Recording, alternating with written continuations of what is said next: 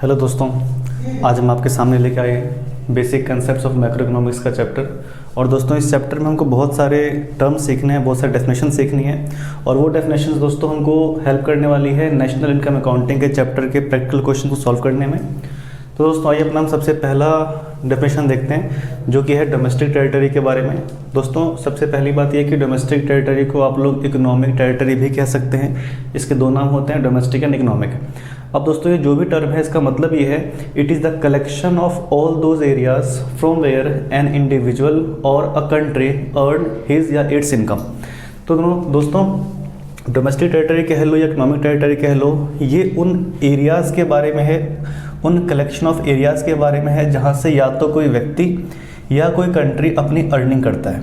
अब दोस्तों मैंने आपको काफ़ी सिंपल करने के लिए एक मैंने एग्जांपल लिया है इंडिविजुअल का, और फिर मैंने एग्जांपल लिया अपनी कंट्री इंडिया का। दोस्तों पहले हम सीखते हैं कि इंडिविजुअल कैसे अर्निंग करता है, कहाँ कहाँ से अर्निंग करता है। तो दोस्तों एग्जांपल में देखिए, यहाँ पे मैंने एक व्यक्ति लिया है, एक पर्सन है मिस्टर अंबानी। मिस्टर अंबानी की अर्निंग फ्रॉम इंडिया भी हो रही है एंड फ्रॉम आउटसाइड इंडिया भी हो रही है। दोस्तों फ्रॉम आउटसाइड इंडिया को हम लोग कई बार रेस्ट ऑफ द वर्ल्ड भी कहते हैं, मतलब इंडिया के अलावा जो पार्ट रह गया वहाँ से। अब दोस्तों अगर mister Ambani for example India के अंदर फैक्ट्री से अपने इनकम कमाते हैं, इनकी बहुत सारी शॉप्स हैं वहाँ से इनकम कमाते हैं, इनके बहुत सारे मॉल्स हैं वहाँ से अर्निंग कमाते हैं, इनकी बहुत सारी कोचिंग क्लासेस हैं वहाँ से इनकम कमाते हैं। प्लस में दोस्तों ये तो इनकी इनकम होगी फ्रॉम इंडिया पार्ट। अगर दोस्तों अब इनकी अर्निंग हम आउटसाइड इंडिया देखें तो फॉर एग्जांपल इंडिया के बाहर भी इनकी फैक्ट्रीज़ हैं, इनके शॉप्स हैं, मॉल्स हैं, कोचिंग क्लासेस हैं। तो ये व्यक्ति इंडिया से भी अपनी इनकम कमा रहा है और ये व्यक्ति सेम फ्रॉम आउटसाइड इंडिया भी अपनी अर्निंग कमा रहा है, इनकम कमा रहा है। तो दोस्तों ये जहाँ जहाँ से अपनी इनकम कमाएगा उसको हम उस व्यक्ति के बारे में, उस व्यक्ति का डोमेस्टिक टेरिटरी कहेंगे दोस्तों। तो डोमेस्टिक टेरिटरी की दोस्तों डेफिनेशन बिल्कुल सिंपल, ये एक कलेक्शन है उन एरियाज़ का जहाँ से कोई व्यक्ति अपनी अर्निंग कमाता है, अर्निंग करता है। और यहाँ दोस्तों मैंने एग्जांपल लिया एक व्यक्ति का जो इंडिया में रह के इंडिया से पैसा कमा रहा है और इंडिया में रह के इंडिया के बाहर से ही पैसा कमा रहा है। जहाँ जहाँ से इनकम ये कमा रहा है हम उस व्यक्ति के लिए वहाँ की इसकी डोमेस्टिक टेरिटरी कहेंगे दोस्तों। अब दोस्तों बात करें इंडिया के बारे में, तो इंडिया भी अपने ज्योग्राफिकल बाउंड्री के अंदर से अर्निंग कमाता है। प्लस में दोस्तों इंडिया अपनी ज्योग्राफिकल बाउंड्री के बाहर से भी अर्निंग कमाता है। इंडिया अपनी ज्योग्राफिकल बाउंड्री के अंदर से कैसे दोस्तों, तो प्राइमरी सेक्टर इंडिया के अंदर है, सेकेंडरी सेक्टर इंडिया के अंदर है, सर्विस सेक्टर इंडिया के अंदर है। दोस्तों इन सभी सेक्टर से जब वो अपनी अर्निंग कमाता है तो हमें कह सकते हैं कि इंडिया अपनी ज्योग्राफिकल बाउंड्री के अंदर से अर्निंग कर रहा है। उसके बाद दोस्तों फ्रॉम आउटसाइड इट्स बाउंड्री देखें तो यहाँ पे दोस्तों स्पेसिफिकली इंक्लूडेड है सिर्फ ये तीन बातें। इस तीन के अलावा चौथी कोई बात नहीं है जहाँ से इंडिया अपनी ज्योग्राफिकल बाउंड्री के बाहर से अर्निंग करेगा। यानी कि दोस्तों ज्योग्राफिकल बाउंड्री के अंदर primary sector, secondary sector, service sector, और दोस्तों ज्योग्राफिकल बाउंड्री के बाहर सिर्फ ये तीन बातें ही स्पेसिफिकली इंक्लूडेड है। फोर्थ बात कोई नहीं है जहाँ से इंडिया अपनी ज्योग्राफिकल बाउंड्री के बाहर से अर्न करेगा। पहला पॉइंट दोस्तों, वो सभी शिप्स एंड एयरक्राफ्ट्स जो ओन और ऑपरेटेड हो रहे हैं by the Indian normal residents between 2 और मोर कंट्रीज। का मतलब दोस्तों ये है कि मान लीजिए एयर इंडिया है, एयर इंडिया इंडिया की फ़्लाइट है, लेकिन अगर वो रन करती है, अपनी फ़्लाइट सर्विसेज देती है फ्रॉम चाइना टू जापान। अब दोस्तों चाइना और जापान के बीच में इंडिया कहीं भी नहीं है, लेकिन चाइना और जापान के बीच में अगर एयर इंडिया की फ़्लाइट चल रही है तो वो एयर इंडिया की फ़्लाइट से इंडिया अर्न करेगा। तो ये पहला पॉइंट है दोस्तों। सेकंड पॉइंट की बात करें, boats, oil and natural gas rigs owned and operated by the normal residents in international water. दोस्तों आपको मालूम है हमारे साउथ इंडिया के बहुत सारे ऐसे स्टेट्स हैं, बहुत सारे एरिया ऐसे हैं जो अलग अलग सी से लगते हैं। अब दोस्तों इंटरनेशनल वाटर का मतलब ये होता है कि जो यूनाइटेड नेशन ने अलग अलग एरिया, अलग अलग कंट्री को दे रखा है जिनकी भी बाउंड्री किसी ओशन से, सी से लगती है। तो इंटरनेशनल वाटर का मतलब होता है दोस्तों जहाँ पे हर कंट्री का इक्वल राइट है उसमें अपना बिजनेस करने का, ऑपरेशन करने का। लेकिन यहाँ पे इस पॉइंट के अंदर अगर वो स्पेशल पावर हमारे पास है, उस इंटरनेशनल वाटर में अगर वो परमिशन हमारे पास है, वो स्पेशल पावर हमारे पास है जहाँ सिर्फ हम अर्निंग कर सकते हैं, तो दोस्तों वो यहाँ पे आएगा। थर्ड है दोस्तों embassies, military establishments of our country located abroad. अब दोस्तों हमारे इंडियन एम्बेसी वर्ल्ड के बहुत कंट्रीज़ में है। कई बार हमारी मिलिट्री दूसरे कंट्री में जाती है प्रैक्टिस करने के लिए, कुछ वहाँ से अर्निंग करती है। तो दोस्तों ये एम्बेसीज मिलिट्री स्टैब्लिशमेंट्स हैं इंडिया के, बट अभी for the time being located हैं अब्रॉड। तो वहाँ से दोस्तों ये जो अर्निंग करेंगे they all will be the part of Indian territory या इंडियन डोमेस्टिक टेरिटरी या फिर इंडियन इकोनॉमिक टेरिटरी। दोस्तों इंडिया ने जो अपने विद इन इंडिया कमाया वो इनकम, इंडिया ने जो इन स्पेस से इंडिया के बाहर से पैसा कमाया वो इनकम, दोस्तों कंबाइन कर दीजिए तो इंडिया का इन टोटल डोमेस्टिक टेरिटरी या इकोनॉमिक टेरिटरी बन जाएगा। दोस्तों आपको इन 3 पॉइंट्स पे खास ध्यान देना है। इस 3 पॉइंट के अलावा चौथा कोई पॉइंट नहीं, यहाँ पे स्पेसिफिकली सिर्फ इन्हीं 3 बातों को ऐड ऑन किया गया है। मतलब अगर आपसे क्वेश्चन पूछ लिया जाए कि इस 3 के अलावा क्या कोई चौथा पार्ट है जहाँ से इंडिया अर्न कर सकता है, आंसर विल बी नो। अब चेक कर लेते हैं कि डोमेस्टिक टेरिटरी में क्या क्या काउंट नहीं होगा और दोस्तों डोमेस्टिक टेरिटरी में क्या क्या काउंट होगा। दोस्तों ध्यान से देखिए, डोमेस्टिक टेरिटरी में ये 2 बातें काउंट नहीं होती। पहली, मिलिट्री और embassies of any foreign country.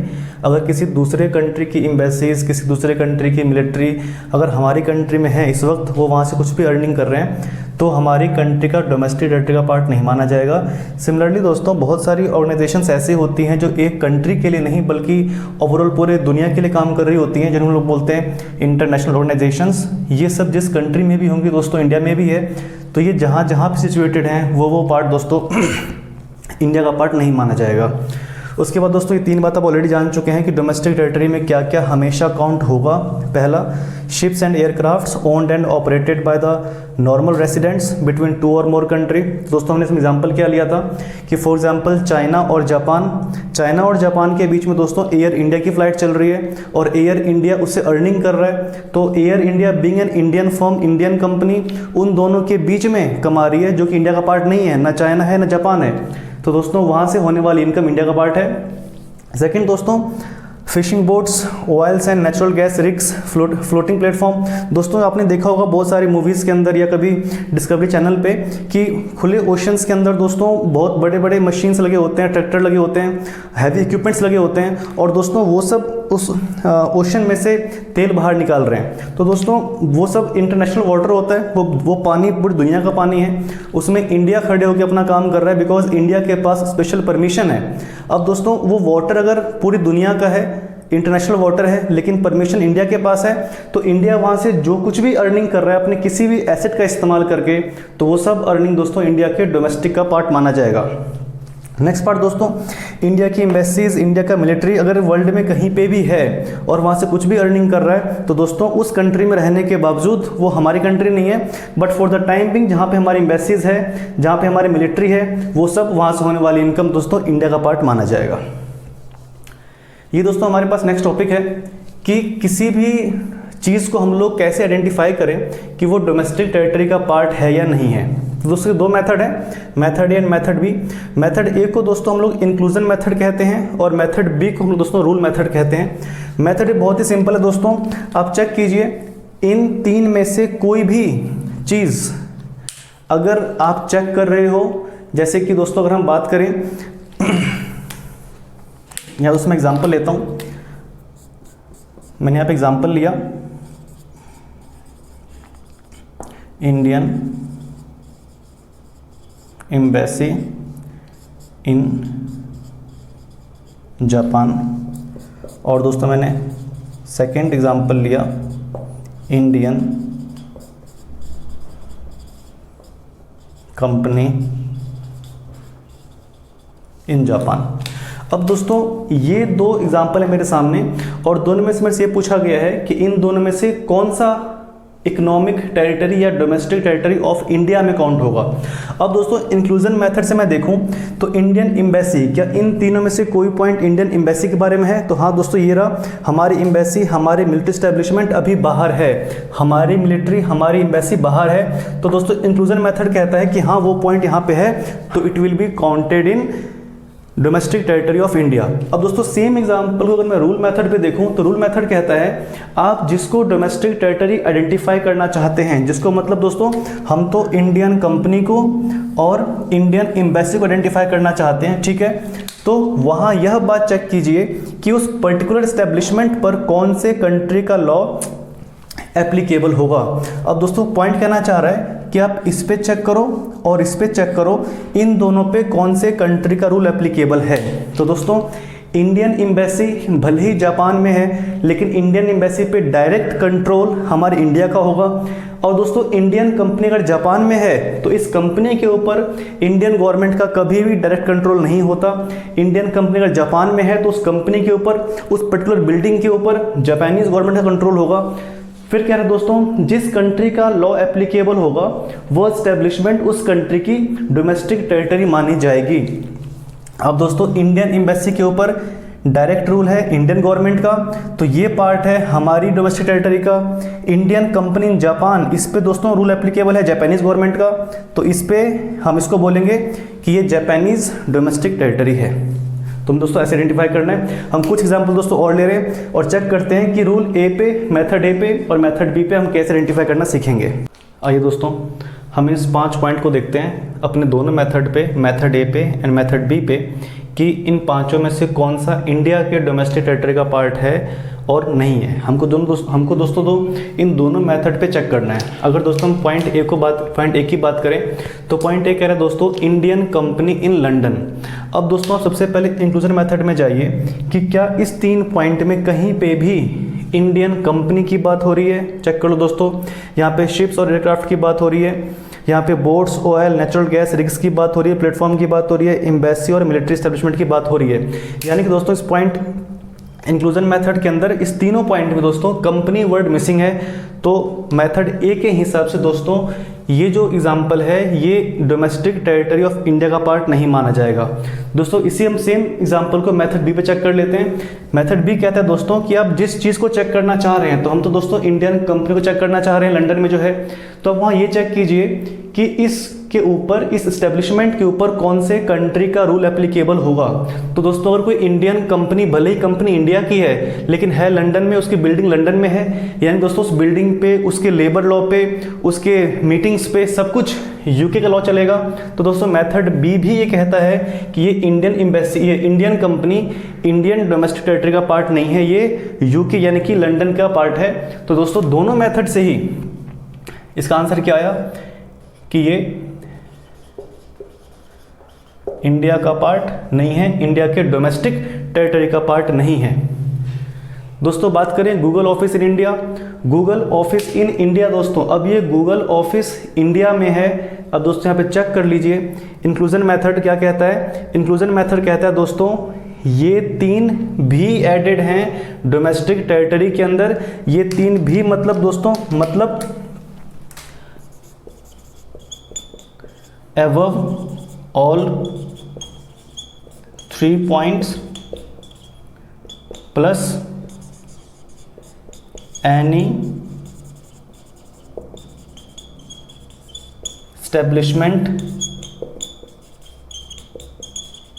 situated within her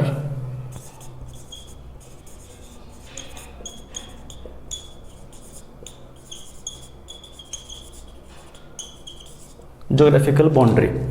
तो दोस्तों ये 3 पॉइंट प्लस में दोस्तों कोई भी एस्टेब्लिशमेंट अगर इंडिया के ज्योग्राफिकल बाउंड्री के अंदर है तो दोस्तों इंक्लूजन मेथड कहता है कि वो सब आपके इंडियन डोमेस्टिक टेरिटरी का पार्ट माना जाएगा। सिमिलरली दोस्तों गूगल ऑफिस अगर इंडिया में है तो इस पॉइंट में तो कवर नहीं हो रहा, बट इस पॉइंट में कवर हो रहा है दोस्तों। That means inclusion method, as पर इंक्लूजन मेथड गूगल ऑफिस अगर इंडिया में है तो इंडिया के डोमेस्टिक टेरिटरी का पार्ट माना जाएगा। अगर दोस्तों ये मेथड समझ में आ गया तो अब आगे चलते हैं। आप मेथड भी चेक कर लीजिए दोस्तों, अगर गूगल का ऑफिस इंडिया में है तो उस ऑफिस पे दोस्तों वहाँ की बिल्डिंग पे, वहाँ के वर्कर्स पे, वहाँ के लेबर लॉज पे, वहाँ के यूनियन पे कौन से कंट्री का लॉ एप्लीकेबल होगा। तो दोस्तों अगर वो इंडिया में है तो वहाँ पे इंडियन गवर्नमेंट का ही लॉ एप्लीकेबल होगा। और क्योंकि इंडिया के लॉ एप्लीकेबल हो रहे हैं तो दोस्तों ये पार्ट इंडिया के डोमेस्टिक टेरिटरी का पार्ट है। दोस्तों थर्ड पॉइंट पे चले, लिखा हुआ है foreign bank branch in India. अब दोस्तों फिर दोबारा चलिए इंक्लूजन मेथड पे। ये मेथड कहता है ये 3 पॉइंट प्लस में any establishment located with in India. अब दोस्तों फॉरेन बैंक ब्रांच भले किसी भी कंट्री का बैंक हो, लेकिन दोस्तों हमारी ज्योग्राफिकल बाउंड्री के अंदर है, उस पर रूल हमारे यहाँ चलेगा, तो ये हमारा पार्ट हो गया, हमारे इंडिया के डोमेस्टिक टेरिटरी का पार्ट हो गया। ये दोस्तों ये मेथड ये कहता है। अगेन दोस्तों ये मेथड कहता है कि आप चेक कर लो ना कि उस बैंक ब्रांच पे कौन से कंट्री का रूल एप्लीकेबल होगा। तो दोस्तों अगेन एप्लीकेबल इंडिया का ही होगा, बिकॉज इंडिया के अंदर काम कर रहा है। तो दोस्तों हम यहाँ बोलेंगे कि ये फॉरेन बैंक ब्रांच इंडिया का पार्ट है। अब दोस्तों next point, Russian embassy in India. दोस्तों हमने अभी अभी पढ़ा कि अगर किसी दूसरे कंट्री की एम्बेसी इंडिया के अंदर है या हमारी ज्योग्राफिकल कंट्री के पार्ट के अंदर है, तो दोस्तों वो एम्बेसी, वो मिलिट्री स्टैब्लिशमेंट हमारा पार्ट नहीं होती। अगेन दोस्तों वो तो नॉर्मल रूल था। अगर हम इन दोनों पॉइंट पे चलें तो पहले मेथड ए पे चलते हैं दोस्तों, जो कहता है इंक्लूजन मेथड। इंक्लूजन मेथड दोस्तों कहीं भी दूसरे कंट्री की एम्बेसी इंडिया में है ऐसा कोई पॉइंट यहाँ पे दोस्तों नहीं है। और Russian embassy in India, any establishment, दोस्तों यहाँ पे एनी स्टैब्लिशमेंट में से इन बातों को आइडेंटिफाई करके हटा दिया गया था। अभी हम दोस्तों पीछे पढ़ा था कि domestic territory does not include, वहाँ दोस्तों पहला पॉइंट ही था कि दूसरे कंट्री की एम्बेसीज, मिलिट्री स्टैब्लिशमेंट वो भले ही हमारे कंट्री के अंदर हैं तो हमारा पार्ट नहीं है। दोस्तों ये सेम पॉइंट लिखा हुआ है, रशियन एम्बेसी भले ही इंडिया के अंदर है बट ये दोस्तों इंडिया के इकोनॉमिक टेरिटरी का पार्ट नहीं है, बिकॉज दो बातों को दोस्तों एक्सक्लूड किया गया था।